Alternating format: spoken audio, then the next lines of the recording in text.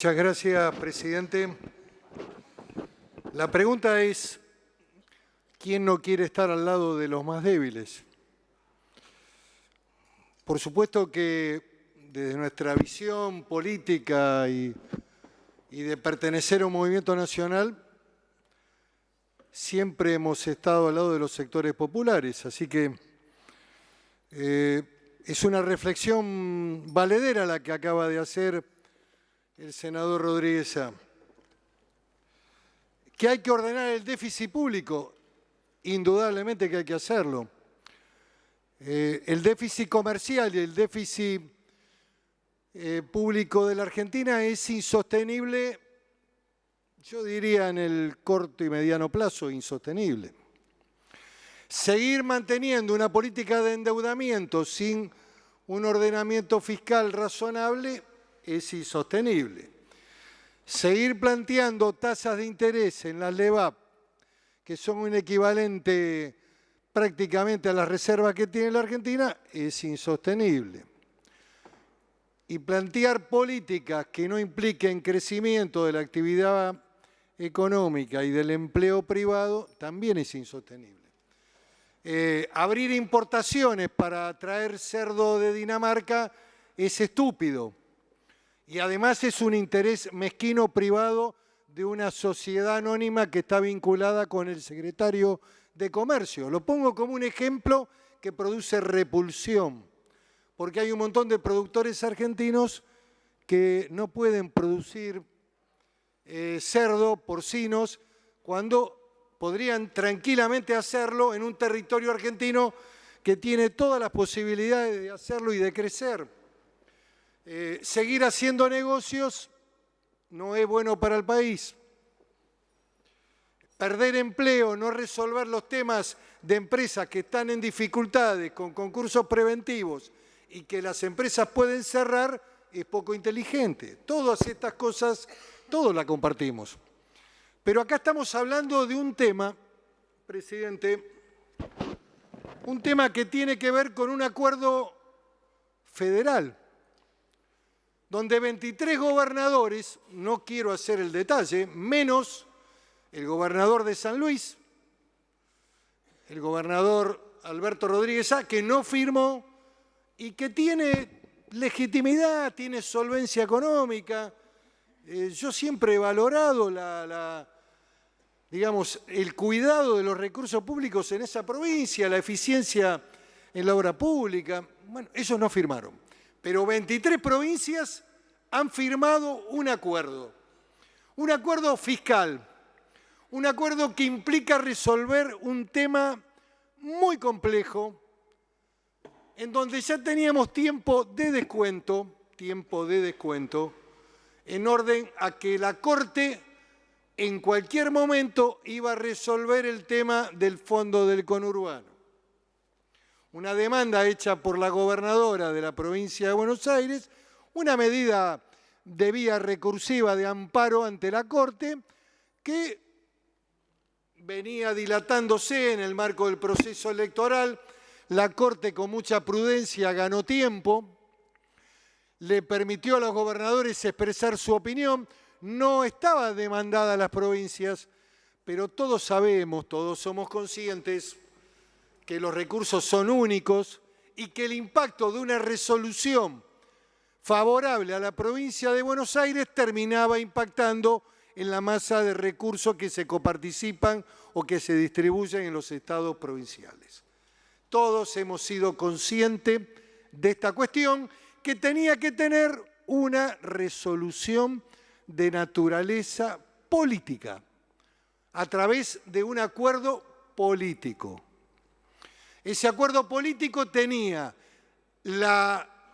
uno de los ejes centrales que era la preservación de los recursos de las provincias, de que las provincias no vieran que se disminuían sus recursos. Este era uno de los aspectos.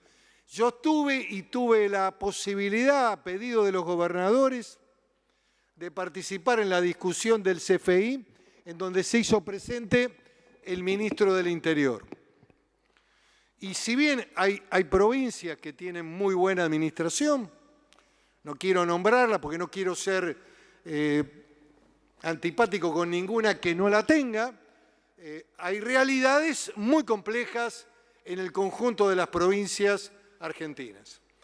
Muchas de ellas tienen dificultades en el financiamiento y en el pago de los salarios. Muchas, acá me apunta muy bien, y es un detalle también importante, la compensación de fondos para subsidiar las cajas provinciales que tienen modelos que ya no son compatibles con ningún sistema previsional. En las provincias muchas veces funcionan jubilaciones a una edad en donde el mundo ha cambiado, en donde indudablemente 30 años de aporte o 20 años de aporte o 20 inviernos, como se sostenía en algunas provincias patagónicas, era suficiente para acceder a una jubilación importante. Hubo provincias en la Patagonia a partir de la década del 60 que se constituyeron a través de un proceso, digamos, de migración interna, trayendo profesionales con el atractivo del modelo jubilatorio. Ese modelo voló por el aire. Mi provincia tenía un sistema que una mujer docente a los 45 años se jubilaba. Y estaba bien, en ese momento había que propender a que vinieran docentes de distintos lugares del país porque no había. Y en la provincia de Tierra del Fuego pasaba lo mismo y en Santa Cruz lo mismo. Bueno, son modelos provinciales que indudablemente muchos han colapsado y lo han resuelto enviando la caja al Estado Nacional y otros todavía subsisten. Este tema también estaba en el debate y también se resolvió. También se resolvió terminar con la litigiosidad. Estas demandas cruzadas entre los estados provinciales que reclamaban legítimamente por el 15%, por el 1.9% de la retención de la DGI, de un presupuesto del año 2006, donde la Nación se quedó con el 15% de los estados provinciales, precisamente ¿para qué? Para subsidiar el ANSES, que siempre ha sido uno de los temas más sensibles que teníamos. En un modelo 2005, donde teníamos 2 millones de jubilados, 1.800.000 jubilados, y estaba el sistema de las AFJP, y los sueldos mínimos de las AFJP no se cubrían ni el salario mínimo vital y móvil, y el Estado Nacional tenía que financiar a las AFJP y cobrar, y encima que se llevaban la plata de las comisiones. Entonces, este era el modelo. El gobierno anterior, el gobierno de la expresidenta de la Nación, en los últimos 8 años de su gestión, expandió el sistema previsional. Lo expandió fuertemente. Lo hizo con una visión de distribución del ingreso. Lo hizo pensando que había muchos sectores que estaban en una precariedad muy grande, amas de casa, mujeres que no tenían la edad, que no habían completado los aportes. Se implementó el sistema de moratoria, con lo cual todo fue agrandándose de una manera realmente muy importante, en donde nuestro sistema previsional tiene más de 7 millones de jubilados y hay una relación con los activos que no cierra de ninguna manera. No cierra. La proporción en un sistema previsional en general es 3 activos por un pasivo. Y lo mejor, lo óptimo, son 5 activos por un pasivo. Ese modelo podría ser autosuficiente. ¿Qué tiene la Argentina además? Una precariedad laboral e informalidad, trabajo en negro, que indudablemente significa que no hay aportes. No hay aportes. Si hay algo para analizar con una visión realmente, ciertamente positiva de esa reforma laboral que, la verdad, no vamos a votarla en el Senado, por lo menos, no sé si me van a poder convencer, porque no vale ninguna ley el desprestigio injusto de esta institución. Pero lo único positivo que tiene ese proyecto es el blanqueo de trabajadores. para incorporar trabajadores al sistema en blanco, para que puedan hacer aportes y para fortalecer el sistema previsional argentino. ¿Qué quiero decir? Que este sistema creció de una manera inconmensurable. Pensiones no contributivas, pensiones por discapacidad. Hay casi 1.400.000. Hay casi 3 millones de moratoria. ¿Qué significa el concepto de moratoria? Que no hubo aporte del trabajador. Una cosa es un trabajador que durante 30 años aportó al sistema previsional y otro, el que la ley le permitió hacer aportes con descuentos. Todos los meses le pagaban la jubilación y le descontaban el aporte de autónomo de 20, 30 años. Fue un sistema generoso, yo diría casi del primer mundo, un modelo realmente pero que se financia con el Estado. Este sistema no funciona de manera autónoma, requiere del financiamiento del Estado nacional y cada día es más grande este financiamiento. Hoy estamos casi en el 60% del presupuesto en el 2018. El 48-50 estamos llegando en el 2017. Y la tendencia es al crecimiento. Fíjense en la dimensión del gasto social, de la AUH, de la asignación universal, de las asignaciones familiares. ¿Es justo? Claro que es justo. Y que el Estado tiene que propender a ayudar a los humildes. ¿Y cómo no podemos compartir eso? Claro que lo compartimos.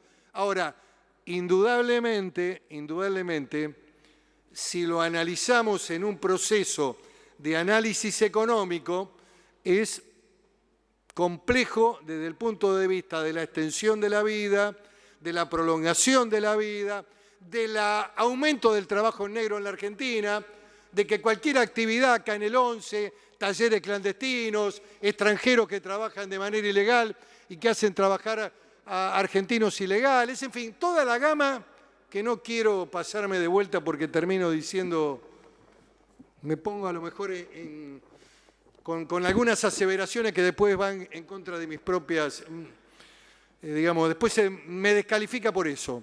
Pero digo, este es el mundo que tenemos, el mundo de la salada, el mundo de la saladita, las saladitas caminando por la calle. Es el mundo, la patria informal, la estructura ilegal, el funcionamiento informal del trabajo es casi superior al marco legal, al trabajo legal, al trabajo blanqueado. Dicho esto, que no lo dijo ningún funcionario del gobierno, porque el gobierno no habla, porque sigue el consejo de Durán Barba. Entonces, no hablemos de este tema porque perdemos votos. No le expliquemos a la sociedad argentina esto porque nadie lo habla. Lo hablan los periodistas, lo hablan los curas, lo habla la CGT que tiene que preocuparse por los trabajadores activos. Digamos, acá está todo cambiado. Los curas tienen que ocuparse de los problemas de la iglesia, que hay algunos que son bastante complejos. Al Dios lo que es de Dios y al César lo que es del César. Y mi visión del Estado es laica. No doy interrupciones. Yo creo que la tarea de la iglesia es una tarea pastoral. Pastoral, humanística, una visión de defensa de los pobres, de los humildes. Cuando se meten en el andarivel político, estamos con problemas. Y esto lo dije antes, no lo digo ahora, lo dije siempre. Los que me conocen saben lo que... Y siempre lo digo y lo expreso. Tengo el máximo de los respetos, soy católico, no voy nunca a la iglesia, pero, en fin. ¿Qué quiero decirles? Que acá cualquiera opina de cualquier cosa. ¿Y saben por qué? Porque no hay un ordenador comunicacional del gobierno en los grandes temas. Entonces, el acuerdo fiscal tenía claridad en orden a mantener a las provincias los recursos. ¿Saben para qué? Para que los gobernadores puedan pagar los sueldos a fin de mes, para que puedan dar clase. Hay muchas provincias que todavía no empezaron, hay una que no empezó las clases, o tiene problemas con las clases. Y hay otras provincias que tienen dificultades para pagar salarios. Entonces los gobernadores firmaron y firmaron a sabiendas, con el conocimiento fehaciente de que una de las condiciones era revisar una cláusula de ajuste previsional que fue por encima de la inflación y también fue por encima del salario real de los trabajadores. Si uno analiza el funcionamiento de la fórmula de ajuste de los jubilados creció más que el salario de los activos, casi un 29% más en el promedio de 2009 hasta la fecha. Es un dato realmente interesante. Nos hubiera gustado escucharlo al director del ANSES explicando todas estas cosas, profundidad, conocimiento, transmitirle a la opinión pública. La pregunta que me hago, están tratando de hacer ahora una corrección que es aproximadamente el 1% del gasto del PBI, del presupuesto. El año pasado tomaron una medida realmente equivocada, no quiero descalificar, equivocada. Yo diría, porque tienen problemas culposos, tienen problemas de culpa. Como hacían el blanqueo, tenían que incorporar la reparación histórica. Y la reparación histórica, ¿sabe cuánto significó en términos del déficit? 1.9. ¿Y sabe lo que significó además? Un reconocimiento a todos los planteos judiciales y administrativos que estaban en discusión. Y muchos de ellos pueden ser legítimos. Pueden ser legítimos y otros no. Y el Estado pleiteaba. Y la Corte había resuelto en el marco de las cuestiones previsionales el fallo Badano, que le había dado un paraguas desde el punto de vista, digamos, de lo que significaba el modelo de ajuste previsional. Pero había que ganar el juicio y había que acreditar que el reclamo de ese jubilado era justo, era legítimo y correspondía. En cambio, con la ley de reparación histórica, todos tenían razón. El argumento era que se iba a paralizar la industria del juicio. El juicio se viralizó. Las acciones administrativas crecieron hasta el infinito. Todos tienen razón. El Estado dejó de discutir la legitimidad de las demandas. La verdad es de una torpeza absoluta. Mire, el gobierno anterior pagaba 12.000 juicios, entre 12.000 y 15.000 sentencias por año. Y yo lo que le quiero decir también, que muchas veces los criterios judiciales y la visión que se tiene sobre este tema no comprenden la realidad de que es el Estado el que tiene que sostener el sistema. ¿Y sabe cómo se sostiene el sistema? Con mayores impuestos, con más impuestos. De algún lado sale. La carga impositiva de la Argentina en materia productiva, en materia comercial, es muy alta. ¿Qué quiero decir? Que este es un tema que habrá que abordarlo con seriedad y responsabilidad. Miren, estamos dándole el 82% a más de 1.400.000 jubilados. En esta reforma que hemos hecho en el debate de esta comisión, de este trámite, como dijo el senador Rodríguez Sá, medio rápido, pero hemos incorporado cosas importantes. 1.400.000 jubilados van a cobrar el 82%. Reciben un aumento directo de más de 540 pesos. Están fuera del marco de la fórmula. Yo no escuché a ningún analista ni a ningún comentarista hablar de este tema. Nadie habla de este tema. 1.400.000 jubilados van a cobrar el 82%. Aportantes, con 30 años de aportes. Y me parece legítimo esa diferenciación. Aportantes. Segundo tema, ampliamos la posibilidad de que el trabajador que se considera activo, que tiene ganas de seguir trabajando, pueda hacerlo. Y a mí me parece bueno este tema.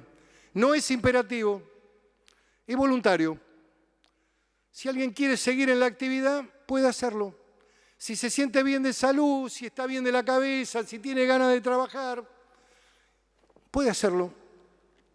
Y hay ahí también un conjunto de ventajas en términos de la relación del empleo y de los aportes con el empleador. Y el otro tema Hemos mejorado la fórmula. Este Senado ha mejorado la fórmula. ¿Sabe por qué? Porque la fórmula del gobierno era mala, muy mala.